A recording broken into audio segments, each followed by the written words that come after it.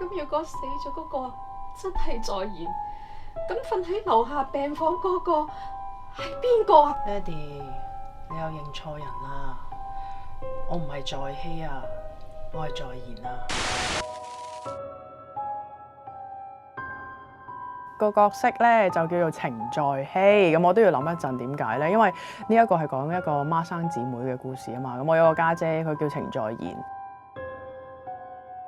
睇嚟我真係要做啲嘢，你先至會俾啊！嗬 Mandy 同我喺呢一個嘅廣播劇裏面咧，都交流得比較多，咁所以做翻自己平時點樣恰佢咧，咁其實已經係好 OK 嘅。點啊？好驚啊！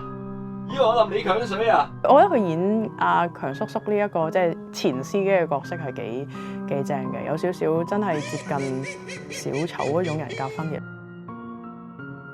佢肯定係死咗喺個櫃入邊㗎。口話冇事，但係我硬係覺得佢有啲唔妥嘅。我今次呢個角色咧就係飾演一個會計師啦。即使知道呢個女主角唔簡單，佢係有啲事嘅，但係都依然深愛住佢。家姐，你喺度做咩啊？你做咩揾支竹兜隻狗啊？如果佢哋清潔間屋，咁咪會發現咯。